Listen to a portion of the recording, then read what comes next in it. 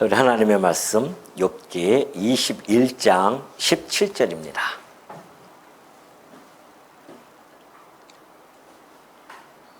욥기 21장 17절.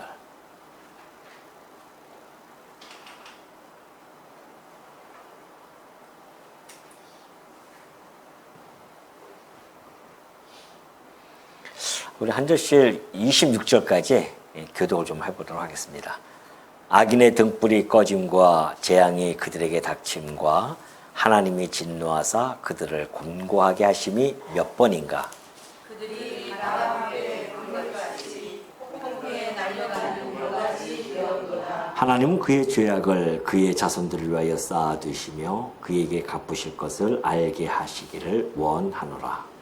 자기의 열망을 자기의 눈으로 보게 하여 젖은 자의 진노를 마시게 할 것이니라. 그의 달수가 다하면 자기 집에 대하여 무슨 관계가 있겠느냐.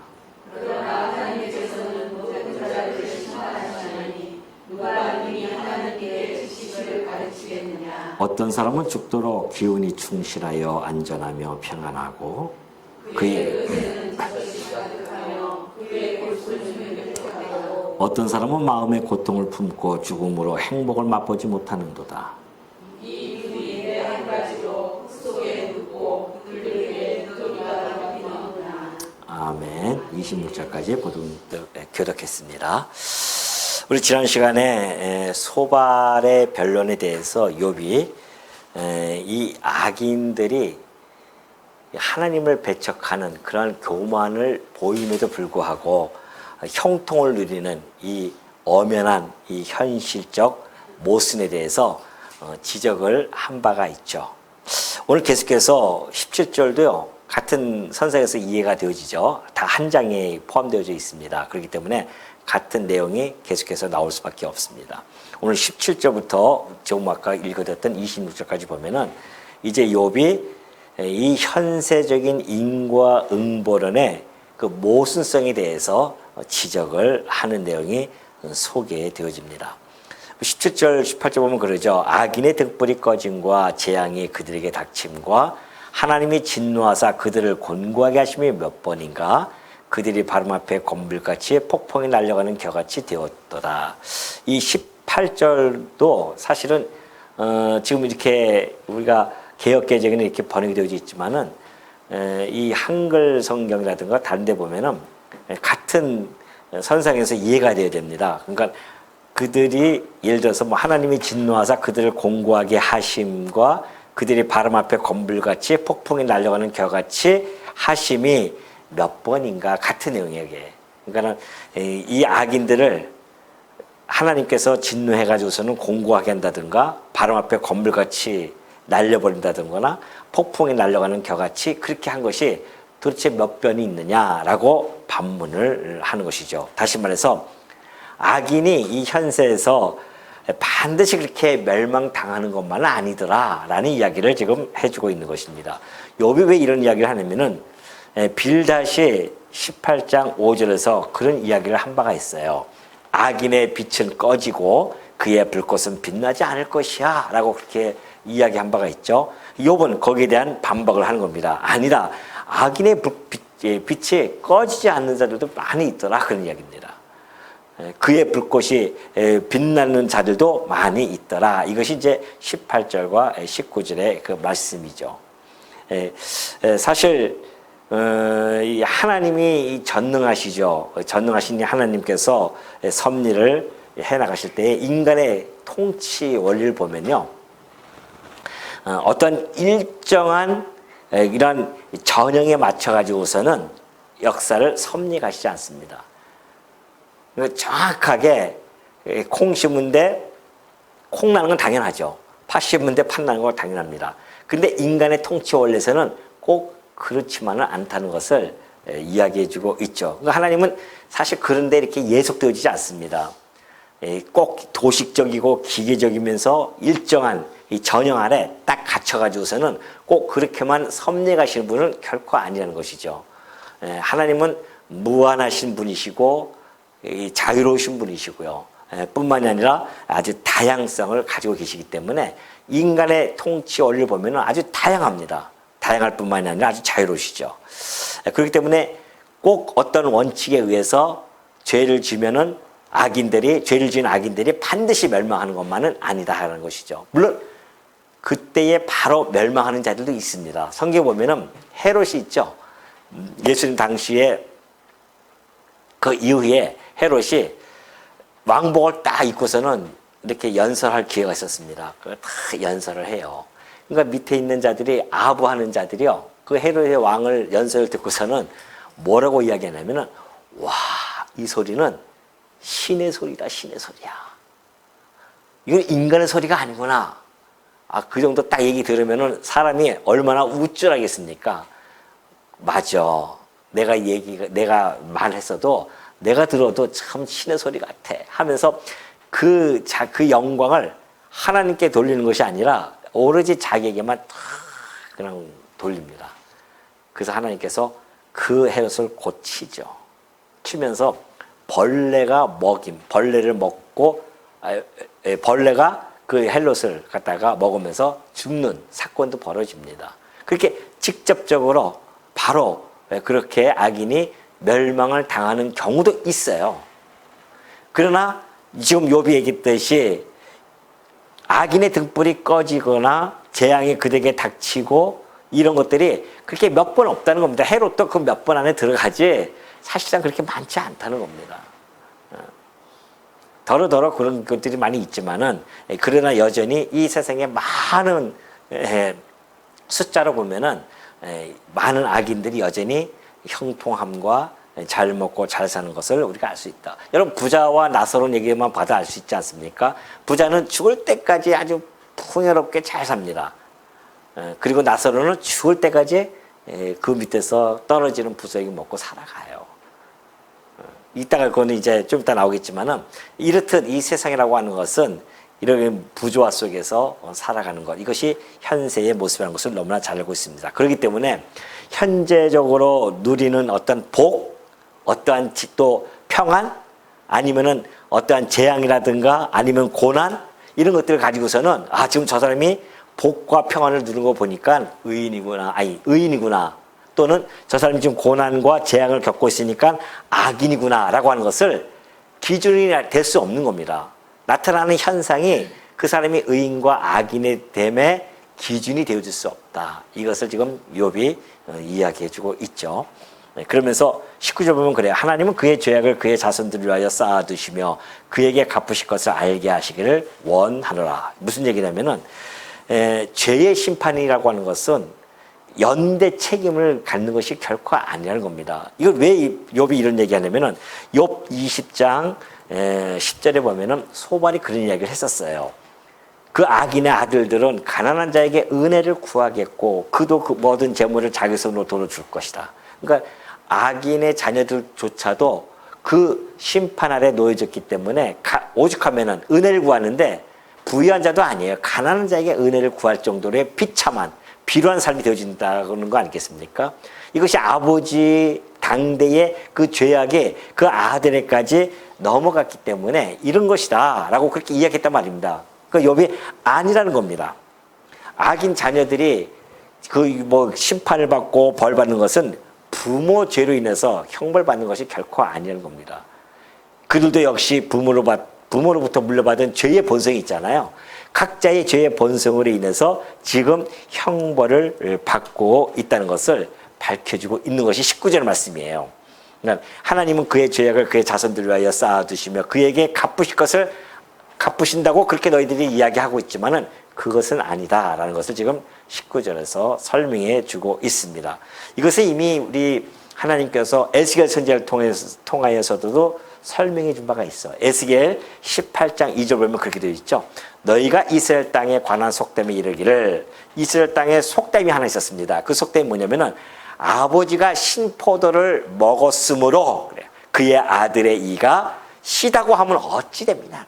그냥 아버지가 신포도를 먹었으면 아버지만 쉬어야 되지 아들까지 시다고 하는 것은 이게 연대 책임이거든요. 연대적으로 다 책임. 이것이 속담에 있었습니다. 그러니까 하나님께서 뭐라고 말씀하시냐면은 내가 나의 삶을 두고 맹세하노니 너희가 이스라엘 가운데 다시는 이 속담 쓰지 말라 그래요. 쓰지 못하게 될 것이다. 왜냐하면 모든 영혼이 다 내게 속했기 때문에 아버지의 영혼이 내게 속한 것 같이 그의 아들의 영혼도 내게 속하였나니 각각 영혼이에요. 하나님 앞에서는 각각 영혼입니다. 범죄하는 그 영혼은 죽는 거예요. 아버지의 영혼이 범죄하면 아버지가 죽는 것이고 아들이 범죄하면 아들이 죽는 것이지 아버지가 했다고 해서 아들이 그걸 뒤집어 써서 죽는 법은 없다. 그런 것이죠. 그래서 이 욥은 이 죄의 심판이라고 하는 것은 개인적인 책임론을 가지고 있는 것이지 연대 책임은 아니라는 것을 지금 밝혀주고 있죠. 우리도 쉽게 그런 얘기를 합니다. 자식들이 막 잘못되면은 아유 저 부모가 무슨 죄를 졌길래 저렇게 자식들마저도 저렇게 안 될까라고 이야기하는 경우가 종종 많이 있습니다. 세상 사람들이 그렇게 그런 얘기 하기 좋아합니다. 근데 그것이 결코 아니라는 것을 분명히 밝혀주고 있습니다. 그 반대로 마찬가지입니다. 부모의 신앙이 좋다고 해서 자식이 함께 그 부모의 신앙에 동반돼 가지고서는 천국에 같이 갈 수 있는 건 아니에요. 각각의 영혼이기 때문에 하나님을 믿고 안 믿고의 그리스도를 믿고 안 믿고에 따라서 그것이 갈라지는 것이지 부모는 믿었는데 자식이 안 믿었는데 함께 같이 갈 수 있는가? 절대 그렇지 않습니다. 저는 그런 소리를 가끔 그전에 한번 들었던 것 같아요. 누가 전도를 하면은 우리 저기 사위가 아주 교회 장로라고 막 그렇게 자랑을 해요. 우리 교회 장로야. 근데 본인은 교회를 안 다니셔요. 그러니까는 청문 얘기하면 아이고 우리 사위 있다고 내가 갈 수 있을 거야 하면서 그런 이야기를 하시는 걸 내가 들었었는데 그런 것은 결코 아니다. 똑같은 이야기죠.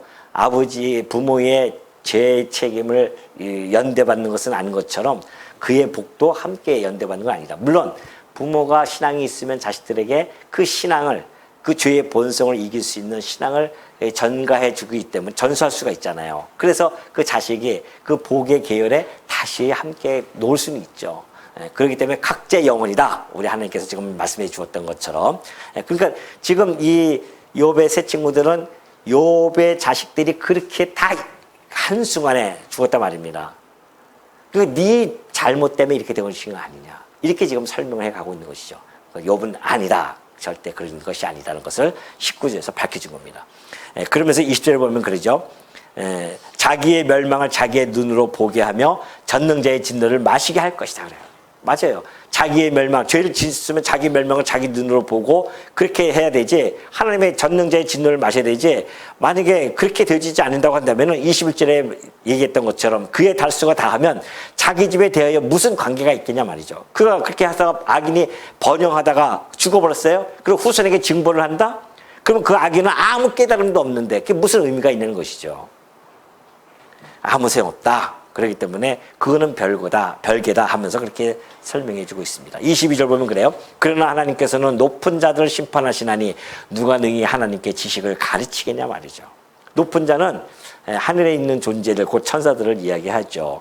이런 천사들조차도 하나님께서 심판에 가시는 분이십니다. 근데 한차 이 보잘것없는 우리 존재인 이 인간들, 이 인간 신분을 가지고서는 하나님의 이 통치에 대해서 그냥 자기들의 그 몸이 건조하고도 기계적인 그러한 뭐예요?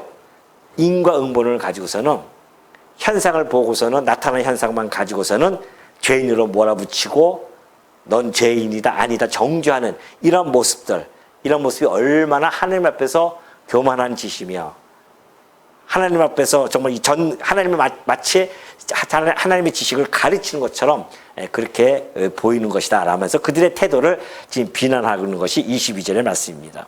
그러니까 심판의 주관자이신 그 하나님의 섭리, 그것을 인간으로서는 도저히 간섭할 수도 없다, 관여할 수도 없다라는 것을 22절을 통해서 설명해 주고 있습니다. 그러면서 23절에 이래요. 어떤 사람은 죽도록 기운이 충실하여 안전하며 평안하고 그의 그릇에는 젖이 가득하며 그의 골수는 윤택하고 어떤 사람은 마음의 고통을 품고 죽음으로 행복을 맛보지 못하는 도다. 그러나 이 둘이 매 한 가지로 흙속에 눕고 그들 위에 구더기가 덮이는 것은 매 한 가지라는 것입니다. 저도 이것 때문에 참 고민이 많았었거든요. 어떤 고민을 했었냐면 가끔 이제 뭐 영상을 보면 영상을 통해서 저 최빈국의 나라의 아이들 보면요. 완전히 정말 그 산더미 같은 이런 쓰레기가 있어요. 그 쓰레기에 싹 쓰레기 버려오면은 아이들이 그냥 막 달려듭니다. 그 쓰레기 낙치는 쓰레기를 뒤져요. 하루 종일 뒤져가지고서는 우리나라 돈으로 가요 한 1,000원, 1,500원 정도 이렇게 하면은 그거 가지고서는 이제 하루 뭐 먹고 사는 거죠. 그들은 그 아이들이 내가 이 나라에서 내가 저 부모를 통해서 태어나겠다 선택권이 있습니까? 없어요. 그냥 태어나 보니까 최빈국의 아이로 태어난 겁니다. 어떤 자는 태어나다 보니까 아주 그 부강한 나라에 태어나가지고서는 없는 거 없이가 다 누리면서 살아가고요. 나라뿐만입니까? 일반 개인적도 마찬가지 아닙니까? 누구는 그냥 정말 판자촌에 태어나서 일평생 가난 속에서 헤어나지 못하고 살아가는 자가 있는가 하면은 어떤 사람은 정말 큰 부잣집에 아들로 태어나가지고서는 떵떵거리면서 부한 모습으로 살아간단 말입니다. 하나님을 믿고 안 믿고 상관없이 그러한 모습들이 있잖아요. 그럴 때 여러분들 어떤 생각을 듭니까? 뭔가 좀 고뇌가 찬 그런 생각이 안 듭니까? 야, 도대체 인생이 뭔가? 왜 누구는 저렇게 하고 자기 선택권도 없이 이 땅에 태어났는데 짧은 6, 70년 살아가면서 누구는 죽도록 노예로 태어나서 지금도 저 인도에 가면은 그 노예제도가 있지 않습니까? 그래서 아주 노예들은 인간 뒤집을 받지 못, 짐승과 똑같아요. 그러면서 평생을 그냥 빨래하면서 살아가는 모습. 그 온갖 멸시와 조롱을 받으면서 살아가지 않습니까?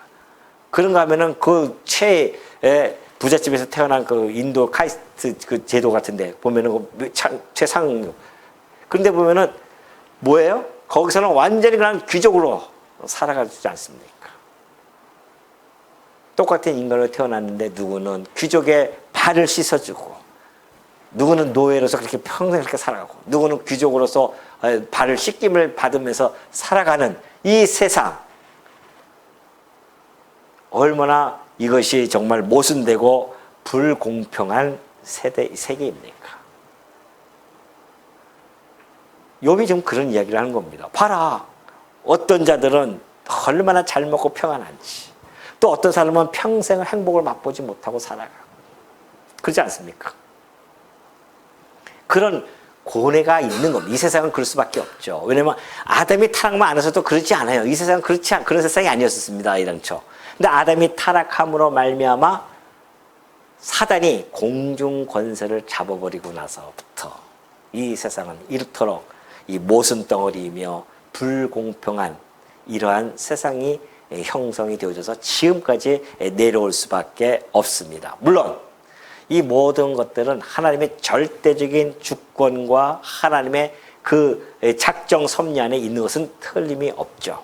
그렇기 때문에 그런 하나님의 섭리를 우리 인간들 그런 것들도 조차 하나 제대로 이해할 수 없고 수용할 수 없으며 받아들일 수 없는 우리 인간들의 제한적인 이성들, 유한적인 이성 이런 지식으로 하나님의 그 오묘하신 섭리를 어떻게 우리가 판단하면서 살아갈 수 있겠습니까? 하나님의 그 섭리는 그 깊이와 높이가 다함이 없는데 그러니까 우리가 하나님을 알아간다는 것이 얼마나 중요한 것이 모릅니다. 우리가 이 말씀을 통해서 그나마 그러한 사건들을 통하여 충분히 이해도가 그래도 하나님을 모르는 사람보다 이 말씀을 모르는 사람보다 충분하게 그 이해도가 높잖아요. 아, 하나님이 왜 이렇게 섭리에 가시는가? 우리가 그 이해도가 있어요. 다행이죠. 그러나 하나님을 모르는 사람들은 그 이해도가 없어요. 그냥 그렇게 불만 속에서 늘 괴로움 속에서 살아가다가 그냥 죽어요. 사회를 바꿔보려고 해도 바꿔집니까? 사회가? 안 바꿔져요. 기득권이 얼마나 탄탄하게 있는지. 그러니 저 개천에 있는 자들이 용이 되기 위해서 그냥 몇 마리만 용 되잖아요. 어떻게 그냥 머리 싸며 공부해가지고서는 용이 돼가지고서는 그 기득권에서 누리면서 살아가고 싶어가지고서는 그것이 이 세상에 나타나는 현상일 수밖에 없다는 것을 욥이 너무나 잘 알고 있잖아요. 너무나 정확하게 딱 짚고 있습니다. 이것이 인간 현존의 문제 중에 최대한 가장 큰 문제 중에 하나입니다. 그러니 이런 것들을 섭리하시는 그 하나님의 주권적 섭리에 대해서 우리는 불가해하다. 우리는 이해할 수 없다라는 겁니다.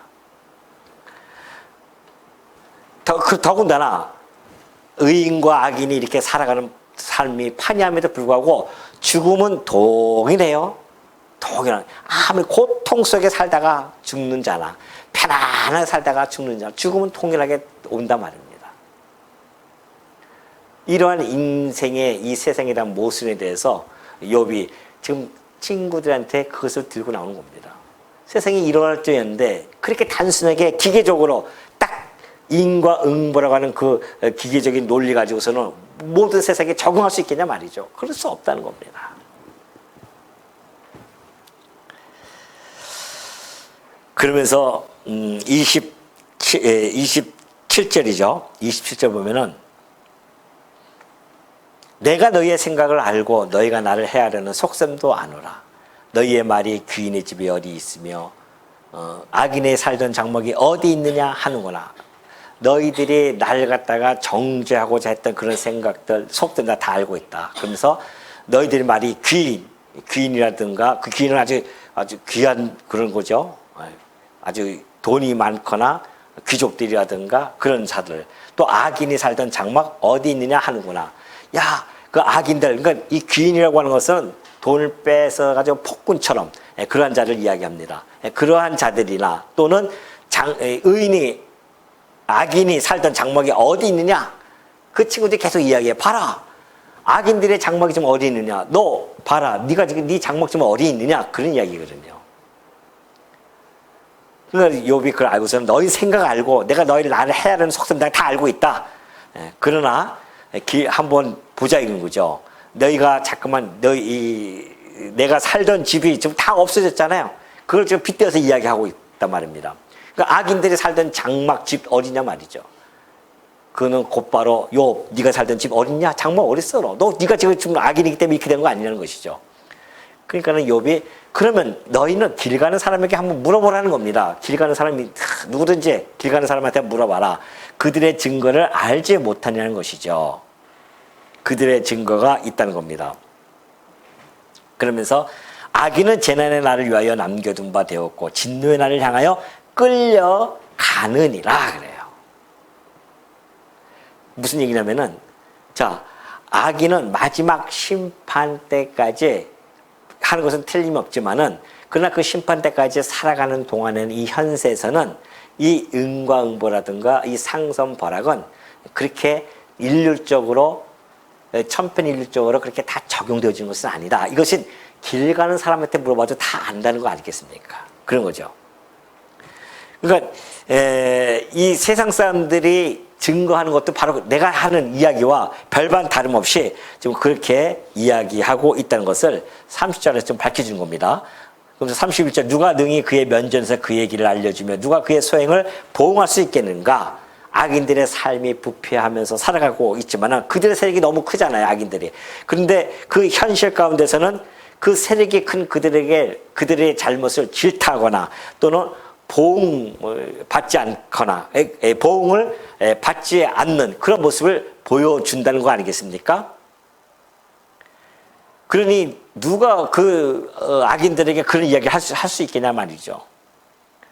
그러면서 그를 무덤으로 메어가고 사람이 그 무덤을 지키느니라.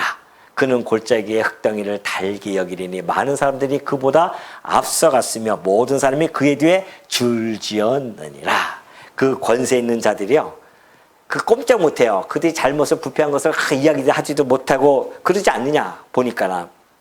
악인이 그냥 그렇게 막 질타를 받고 그냥 망하고 이런 것이 아니고 보니까는 그냥 그 악인이 워낙 세력이 강하니까 질타도 못하고 보응도 못하면서 그냥 뒤에서 오히려 그들이 죽으면은 그 앞에 서고 뒤에 서면서 그 죽음이 아주 성대하게 이루어진다는 거 아닙니까? 그렇기 때문에 무수한 조무객들이 앞서서 뒤서서 뒤따르고 또는 이 사로서는 평안을 누리다가 무덤에 갇힐 때까지 평안을 누리다가 결국은 무덤 안에서도 흙이 아주 달콤하다는 거 아닙니까? 아주 그렇게 아주 잘 무덤을 쌓아주고 그렇게 해서 살아가는 그런 모습들, 그러한 자들이 있는데 그런 자들에게 무슨 인과응보이며 상선벌악이며 이런 원리가 도식적으로 적용될 수 있겠느냐? 이것이 33절까지의 말씀입니다. 다 이해되시겠죠? 예. 그러면서 마지막 결론으로 그러죠. 그런데도 너희는 나를 헛되이 위로하려느냐? 세상이 이러할지언데, 아주 그런 경험적인 사람들도 많이 있고 세상에 보이는 것도 그러할지언데 어떻게 눈 가리고 아웅하듯이 그렇게 헛되이 나를 위로하려느냐? 너희 대답은 거짓일 뿐이다 라고 단호하게 그렇게 이야기를 하죠. 너희들의 변론 편파적이고 피상적이며 주관적이기 때문에 너희들의 변론 나에게 위로가 되어지지도 않고 무가치한 그러한 말밖에 되어질 수 없다라는 것을 그렇게 밝혀줍니다. 이 세 친구들이 위로하러 왔을 때에 그렇게 아까 얘기했듯이 내가 너희의 생각을 알고 너희가 나를 헤아리는 속셈들 다 안다. 몇 마디 해보니까는 이제 알겠어요, 욥이. 처음에 위로하러 온 줄 알고 고마워했단 말입니다. 근데 좀 두 차례 모든 이 논쟁 속에서 그들의 속셈을 내가 이제 너희를 알겠다. 그리고 너희들 생각 내가 다 알겠다는 거 아니겠습니까? 그러니까 이 위로 아까 지난번에 얘기했지만은 성도는요 그 고난의 원인에 자꾸만 관심을 가지시면 안 됩니다. 성도는 고난의 이유 거기에 관심을 갖는 것이 아니라 그 고난의 그 위로에 초점을 맞춰야 됩니다. 고난 받는 자의 위로에 초점을 맞춰야 되지 고난 받는 이유에 대해서 자꾸만 관심을 가지면은 지금 제 친구들은 그거거든요. 욥의 고난을 속에 고난을 받고 있는데 그 이유가 도대체 뭐냐? 그걸 지금 캐묻고 있단 말입니다. 그것이 네가 죄 때문에 그런 것이 아니냐 그거거든요. 그러니까 우리가 위로자를 만났을 때는 네가 왜 그런 고난을 받았을까? 거기에 관심 갖지 마시고요. 그냥 고난 받는 그 자체에 거기서 위로에 초점을 맞추시고 위로를 해야 된다고 하는 것. 왜냐하면은 하나님께서 받는 그 고난자들은요, 오히려 하나님의 특별한 사랑의 대상일 수가 있기 때문에 그래요. 우리가 보지 못하는 하나님의 사랑이 그 고난자에게는 함께 있다 말입니다. 비록 그가 혹시 하나님을 떠나서 고난을 받는다 할지라도 그것은 곧 하나님이 그를 사생자처럼 놔두지 않고 사랑하기 때문에 그 고난을 주신 거란 말입니다. 그러니까 그 고난 자체 받는 자들에게는 하나님의 사랑이 함께 있구나라는 것을 우리가 알게 되어진다고 한다면 오히려 그를 더 존귀히 여겨주게 되어지고 귀하게 여겨지고 또 그를 갖다가 좀 더 그 앞에 나갈 때 내가 나갈 때 위로하는 자로서 나갈 때는 겸손하게 그 앞에 나아갈 수 있게 되어진다. 그러니까 하나님의 그 섭리 전체적인 섭리를 우리가 알게 되어지면은 우리의 마음가짐이 그럴 수밖에 없죠. 저 사람을 향해서 행하는 하나님의 섭리가 무엇일까? 우리는 이제는 하나님의 말씀을 우리가 좀 성경 전체라고 하는 창세부터 요한계시록까지 하나님의 말씀 이 특별 계시를 우리가 손안에 쥐고 있단 말입니다. 그래서 우리는 매주 이 말씀을 상고하고 있지 않습니까? 주일날에 오전, 오후, 수요일날에 이 1시간 이 성경을 전체를 갖다 우리가 살펴보고 있기 때문에 우리가 이 성경을 통해서 우리는 가장 최고의 고상한 지식을 좀 습득하고 있단 말입니다. 이런 것을 어디서 가르쳐 줍니까? 학교에서 가르쳐 줍니까? 어디서 가르쳐 줍니까? 반상회에서 가르쳐 주겠습니까? 오로지 진리의 전당, 진리의 기둥이 있고 터인 이 교회만이 이 진리의 말씀을 전달해 주고 여러분 이 진리의 말씀을 통해서 깨달아지고 있지 않습니까? 하루하루 우리가 말씀을 들을 때마다 깨달아진단 말입니다. 그러면은 이 세상의 전체적인 이 섭리의 방식을 우리가 이 세상 사람들보다는 훨씬 이해도가 깊어요. 그런 지혜를 하나님 주셨습니다. 성령을 주신 것은 그런 지혜를 얻을 수 있도록 주셨단 말입니다. 그러니까 우리는 지금 이 말씀을 통해서 세상의 이해도가 훨씬 깊어요. 어떤 단편적으로 판단하고 피상적으로 판단해서 우리가 거기 사건에 휘말려 들지 않는단 말입니다. 그것이 성도의 모습입니다. 만약 그 피상적이고 단편적인 것에 휘말려가지고 그 사건에 함몰되어지면은 아직 성숙도가, 이해도가 낮은 거고요. 좀 더 우리가 말씀을 들어서 이해도가 높으면은 내가 내 주변에 나타나는 이 현상에 대한 것을 함몰되어지지 않고 좀 더 객관화시킬 수가 있습니다. 내가 주관적으로만 보면은 거기에 빠져나오기 쉽지가 않아요. 근데 그 사건을 객관화시키는 거죠.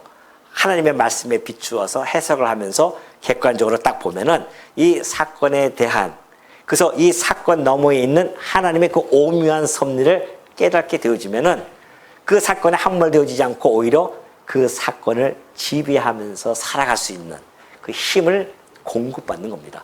얼마나 멋있습니까? 성도가 그런 모습이에요. 그럼 말로만 성도가 뭐 합니까? 성도하니까는 뭐 거룩한 물이다, 우리 구별되어졌다, 그 추상적인 것이 아니라 내 삶 속에서 구별된 삶을 살아가는 거거든요. 구별된 삶이라고 하는 것은 내 삶에 대한 이해도가 그때 내가 하나님을 만나기 전보다 훨씬 깊고 높아졌다는 것을 나타내는 겁니다. 그렇기 때문에 우리가 좀 더 깊은 생각 속에서 살아갈 수가 있고요. 그렇게 단순화되어져서 살아가지 않습니다. 좀 더 깊은 이해를 가지고 살아가죠. 내 주변에 나타나는 이 현상을 인간적인 제한적이고 유한적인 생각 속에서 그것을 바라보는 것이 아니라 하나님의 말씀의 잣대를 가지고서는 해석하고 분석하고 그리고 거기에 대한 행동을 취하면서 살아가는 것. 이것이 성도의 아름다운 자태 아니겠어요? 이걸 위해서 우리가 지금 공부하고 있는 것이지 뭐하러 공부하냐 말이죠. 피곤한데 왜 나오셔서 이걸 지금 공부하고 있어요 우리가? 우리의 삶을 좀 더 윤택하고 삶의 질을 높이기 위해서 하는 거 아니겠습니까? 하나님의 말씀을 통하여 내가 하나님의 말씀에 사로잡혀서 하나님의 말씀의 지배를 받으면서 살아가고 싶어 하는 것. 그래서 우리가 이 말씀을 지금 피곤한 가운데서도 살펴보는 이유는 특히나 이 욥기를 통해서 우리의 이 삶에 대한 이해도가, 이 하나님의 통치 섭리에 대한 이해도가 훨씬 깊어지고 있단 말입니다. 벌써 21장 정도 되면은 어느 정도 깊어진 겁니다. 더 앞으로 깊이가 있겠지만. 그래서 우리가 바라보면서 맞아.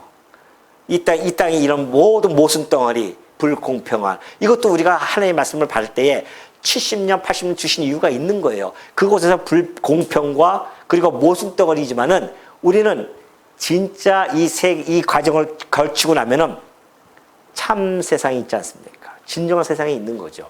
하나님의 영원하신 그러한 하나님의 나라가 있고 영원한 불못이 있습니다. 우리는 그것이 있기 때문에 이 60, 70년 동안 살아가면서 불공평한 것들을 묵묵히 참고 견뎌내며 그것을 수용하고 살아갈 수 있는 힘이 있는 겁니다. 왜? 우리는 영원한 것이 있기 때문에. 보이는 것은 잠깐이고 보이지 아니하는 영원한 것이 있잖아요. 그걸 우리는 바라보고 살아가는 자들이기 때문에 이 모순덩어리 이 세상을 우리가 지금 한 걸음 한 걸음 살아갈 수 있는 거 아니겠습니까? 이것이 없다고 한다면 우리도 이 세상에서 미치고 돌아가야 됩니다. 미쳐 돌아가죠. 내가 왜 이런 가정에서 태어나가지고서는 왜 이렇게 내가 이렇게 살아야 되는가? 날마다 불만과 불평과 그런 속에서 살아갈 수밖에 없잖아요. 결국은 그냥 짜증 속에서 살아가다가 그냥 흙으로 돌아가서 구더기에 밥이 되어질 수밖에 없는 그런 모습이란 말입니다. 우리 인간들이. 근데 우리 말씀을 통해서 우리가 영원한 것이 있다고 하는 것을 우리가 걷어잡았기 때문에 이 잠깐 보이는 세상에서 그 어떠한 상황이 내게 닥친다 할지라도 우리는 그것을 넉넉히 참고 견뎌내고 이해하고 수용하면서 살아갈 수 있는 삶의 이 폭이 얼마나 넓어졌냐 말이죠. 이것이 성도예요. 말로만 성도가 아니라 그렇게 삶을 살아내는 것이 성도란 말입니다. 주어지는 사건에 그냥 함몰되지 마시고 좀 더 넓게 바라보면서 하나님이 어떻게 이 사건을 왜 주셨는지, 지금 이걸 통해서 내가 무엇을 깨달아야 되는지, 이걸 통해서 하나님의 영광을 어떻게 드러나는지, 이런 전체적인 그런 이 시각을 가지고 하나님의 영원하신 작정의 목적을 부여잡고 우리가 살아간다고 한다면은 내 주변에 일어나는 그 어떠한 것들도 우리는 넉넉히 견뎌낼 수 있지 않겠는가, 해석하면서 살아갈 수 있지 않겠는가, 그런 것이죠. 욥은 이 세 친구들에게 지금 이렇게 참